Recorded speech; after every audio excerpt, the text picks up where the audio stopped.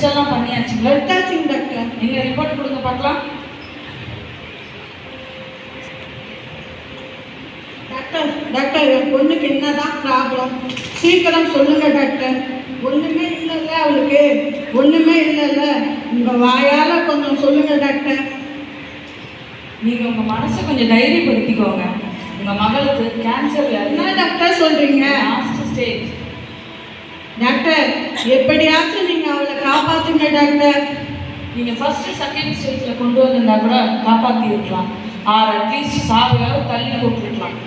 She is counting at last days. அவள் இருக்க போகிறது இன்னும் 1 மாதமோ இல்லை 2 மாதமோ. டாக்டர் ப்ளீஸ் டாக்டர், அவளுக்கு ஏகப்பட்ட சொத்து இருக்கு. அவள் தான் ஒரே வாரிசு.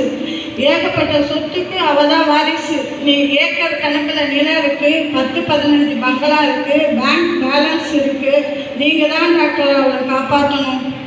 நீங்களே உங்கள் மனசை தளர விட்டுட்டீங்கன்னா உங்கள் மகளுக்கு யார் ஆறுதல் சொல்லுவா? டாக்டர் என் சொத்து முழுவதும் உங்களுக்கே தரேன். என் மக உயிரை மட்டும் நீங்கள் தானமாக தந்துடுங்க டாக்டர். எல்லாம் ஏசப்பா கணக்கில் தான் இருக்குது. நாங்கள் எங்களால் முடிஞ்சதை செஞ்சுட்டோம். இனி ஆண்டவர் தான்.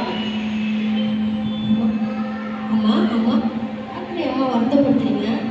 டாக்டர் டாக்டர் எனக்கு ஒரு உதவி பண்ண முடியுமா?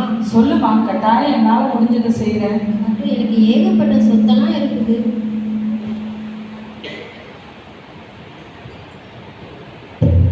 டாக்டர் எனக்கு ஏகப்பட்ட சொத்தெல்லாம் இருக்குது. இதெல்லாம் வச்சு இங்கே வர பேஷண்ட் எல்லாத்துக்கும் ஃப்ரீயாக ட்ரீட்மெண்ட் கொடுங்க. இப்போ எதுக்குமா அதை பற்றிலாம் பேசிக்கிட்டு இருக்கிற? என்னை பேச விடுங்க டாக்டர். சரி சொல்லுமா. எனக்கு ஒரு ரூமையும் எனக்கு கவனிச்சிக்க ஒரு நர்ஸையும் கொடுங்க. நீ சொல்கிற மாதிரியே செஞ்சிடுறேம்மா. அது மட்டும் இல்லை டாக்டர். சொல்லுமா. என் ரூமுக்கு இங்கே வர பேஷண்ட் எல்லாத்தையும் ஒரு 5 நிமிஷம் விடுங்க.